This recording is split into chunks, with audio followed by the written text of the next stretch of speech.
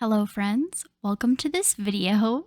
Today I wanted to talk about dragon expressions and how to draw them. So I'm starting out with the finished piece and then I'll show the process later, but I wanted to just quickly point out the key things that I think are important about drawing dragon expressions and to create the effect that I have here with this expression. So I'm starting out by specifically pointing out the muzzle wrinkles. I did this to create the look of a snarl and some sort of like threat response, anger, showing teeth, which, is hard because reptiles don't do this. So you have to look at mammals, but then, mammals isn't exactly the look I'm going for. And so it's pretty hard, which is why tutorial. The next thing I'm pointing out is that I made this dragon's eyes quite wide. What I was going for was like basically a fear threat response. If I wanted to make her look angry, I definitely would have had like the brows, coming in and more prominent, plus a snarl. Then she would have looked more angry.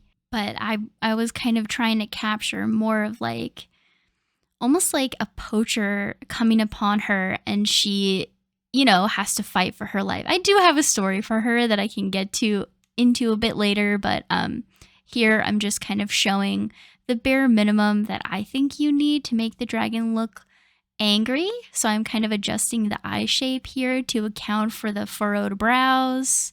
Naturally, we need to have our snarl in there, so I'll add that too in red. And then later, I actually turned the drawing itself, like the painting, off so you can just see like what I'm marking in red. So it's a little bit easier to see. Red versus yellow is kind of tough.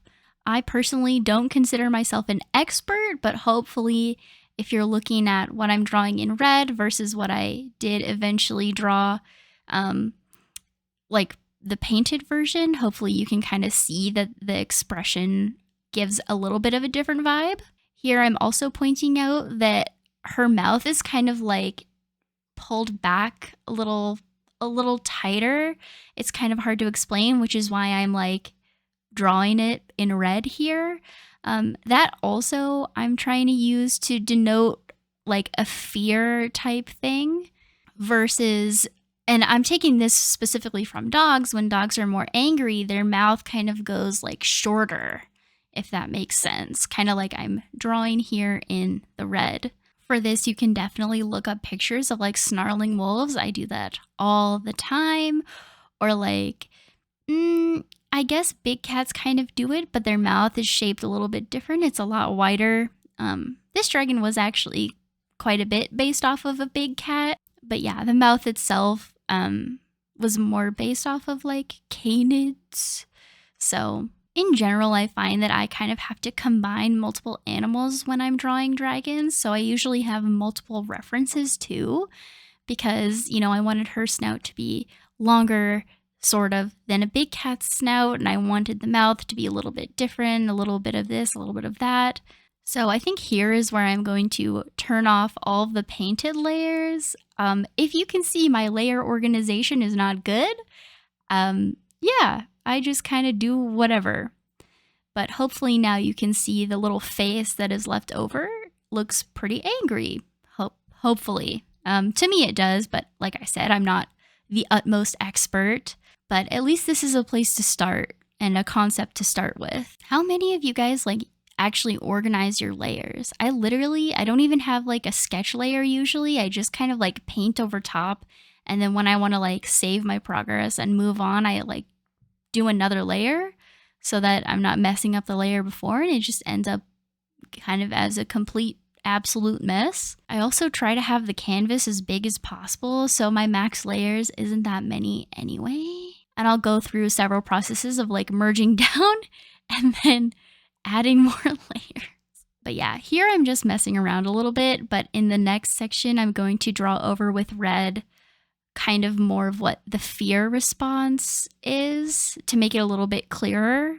I think fear is definitely a hard one to do with a dragon too, because in a lot of the images you're gonna look at, if you're looking for dragon reference images, you're not gonna really find fear. You're gonna find anger, But mostly people see dragons as like the scary beast, the monster that you have to conquer. But, I don't necessarily want that, especially with this dragon. She is being hunted. So, yeah. Although you could definitely lean more into the anger because a lot of animals, when threatened, show this like anger type reaction, even though it's probably actually fear in real life. But yeah, I kind of wanted to humanize her a bit, I guess. All right, so here I'm turning off all of my layers again, and this example isn't as good, but hopefully it looks slightly less angry than the previous one. Yeah.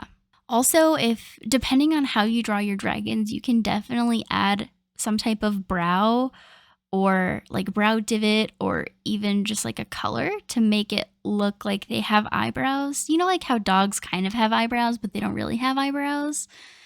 Does that make sense?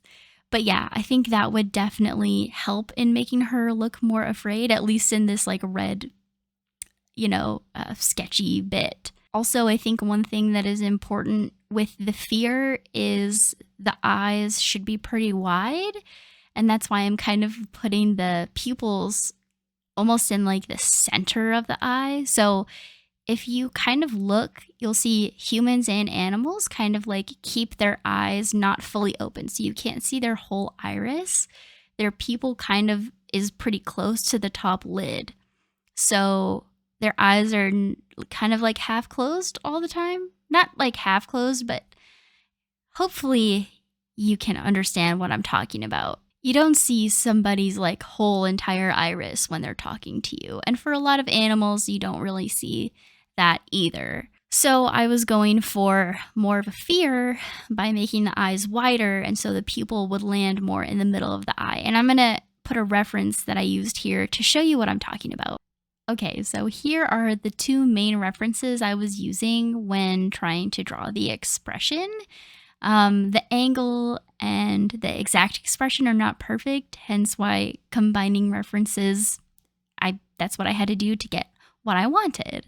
All right, so that hopefully made sense. That was kind of the main like tips section of the video, and the rest I'm going to kind of talk about my process of trying to figure out how to draw this expression. Again, I personally find drawing dragon expressions on like a semi-realistic dragon pretty tough because your references are never going to be perfect. Unlike if you're drawing, a snarling wolf, you can just look up a picture of a snarling wolf, but you can't necessarily look up a picture of a snarling dragon and have it be exactly what you want. So here I am starting with a sketch. A lot of the time I don't really sketch in too detailed a way. I kind of do a really messy sketch and then just paint because my brain kind of works better. But since this was something that I haven't done for a while, drawn an angry dragon, I felt I needed to work with the sketch a little bit more. So yeah, hopefully if you saw the part where I was messing with the mouth and kind of experimenting with how long to make it, if that kind of made the expression have a different vibe, hopefully you can tell. I think especially if you're drawing an unfamiliar expression, like an expression you haven't drawn on a dragon before, it's definitely useful to try to redraw it multiple times or like just make little tweaks. Like what are the eyebrows doing? What's the mouth doing? What's the nose doing? And I know it can be daunting to redraw something like this, especially when you're unfamiliar with it. Maybe this is the first time you've tried to draw an angry dragon, or for me, the first time you've done it in a while. It can seem like, oh man, I have to draw this again. And I know I personally can get bored doing that, but this is the part that helps you get better. So if you find yourself getting frustrated, I would take a break, work on something else, and just know that this is a process that everybody has to go through to learn how to be better. You have to go through the struggle. It's just part of art, at least for me. And hopefully maybe you all can relate. I don't know. Maybe you guys are all just artistic geniuses and everything works for you perfectly the first time you draw it and you don't usually have to redraw things? And if so, teach me your ways. But I know I personally do have to be on the struggle bus to learn. I would say a lot of the time, not all the time, but most of the time. Now, what I did is, I would say not really what you want to do. I went from sketching an unfamiliar subject only one time to trying to then paint it in and the goal of this piece was to make a painting that I would want to buy as a print because I had gone to an art festival. I loved so many things and I bought so many things and I'm like, I want to do that one day. I want to practice making art that I would actually buy. And so I tried it and yeah, it was super frustrating. So if I were you and not me, I would actually like draw the expression you're unfamiliar with and then do it again. And then do it again and then draw a different expression. And preferably these are in different angles.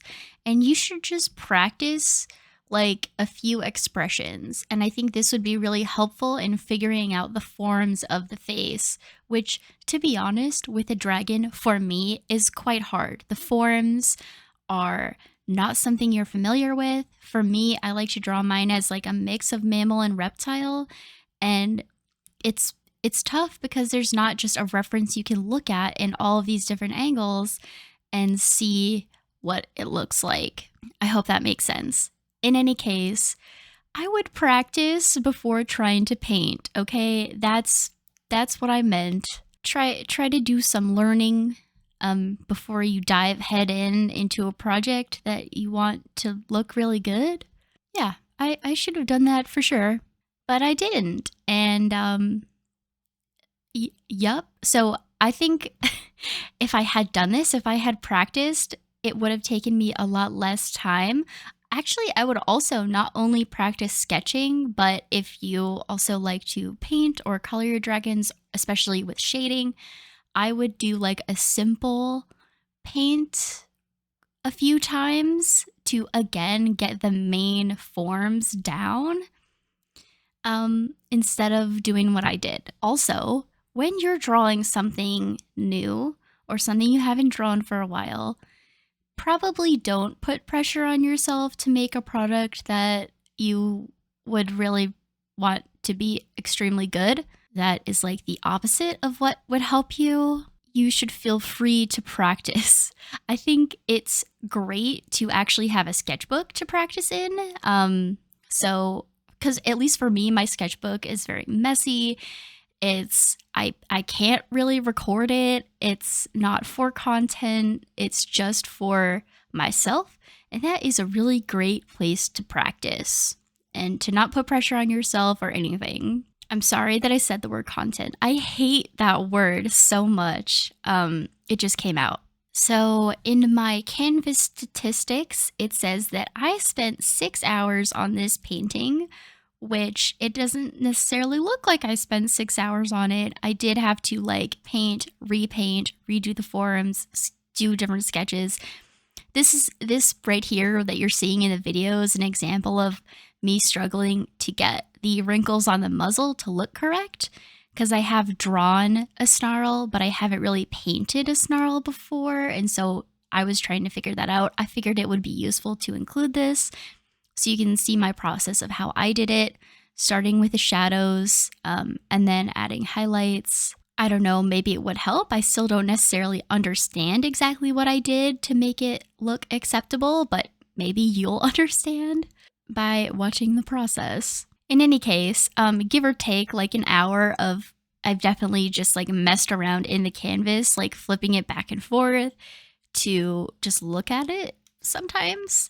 This took me a really long time, and that is also normal for me when I'm doing something new-ish. It just takes longer. Anyway, this is also an example of how I'm using my reference. I like to take, this reference is actually from Pinterest, and I like to then screenshot them so I can flip the reference while, like, as I flip the canvas, if that makes sense. So right now the canvas or the dragon and the reference are both facing to the left. But if I wanted to flip the canvas for a different view, then I would flip also the image to turn the other way as well. You can't do that just in Pinterest, so I take a screenshot of it. At least I don't think you can do that. Oh, look, here I'm being too lazy to do what I just explained is a good idea to do. But yeah, do as I say, not as I do. Also, another really good tip when drawing something slightly unfamiliar is flipping the canvas. It gives you a new view of what you're looking at because your eyes can actually get used to mistakes that you make and then not see them as mistakes. So when you flip the canvas, it's easier to see your mistakes. Also, I'm zooming in and out, like really tiny to really big. Zooming out helps me understand form better. You can also do this if you're not drawing digitally by like squinting your eyes. It's actually a little bit easier to see form sometimes that way. In any case, I figured showing you this clip of me struggling would help you maybe feel better, because I'm on the struggle bus a lot, but I think it's valuable, and I think it's valuable to share some footage of me struggling. And in the end, I was happy with the way the muzzle wrinkles ended up looking. So yeah, I was actually pretty happy with how the whole painting ended up looking. And I think that if I do one day want to make prints, this is really one that I would like to include. This is kind of the first painting I've done in ever that I'm like, I would buy this. Because usually that's not my goal. My goal is to draw characters. And then I was inspired to draw something like, oh no, I want to draw something I would buy. So I tried and I was pretty proud of it. Definitely, there are many other artists who could do this way better, but I was still proud of myself. Which brings me to another tip, another point. You should be proud of yourself too. There's always going to be someone who is better than you in basically everything, but that doesn't mean you can't take your wins to heart. So yeah, now I'm rambling. We knew this would happen eventually. At least I started the video in a more focused fashion. Okay, let me know what you thought of this video. If you have any questions on how to draw more dragon poses, dragon bodies, dragon wings, or other expressions, maybe like happy expressions, which I don't do that often, but I could definitely try. Yeah, or if you have tips to share with me or anyone else on here, please put them down below. I always love to improve. And yeah, thank you so much for watching this video. I hope it was helpful to at least one person out there. Heck, it was helpful to me to talk about this. Anyway, yeah, so thank you. And I hope you are having a good day, evening, whatever, and I'll see you around.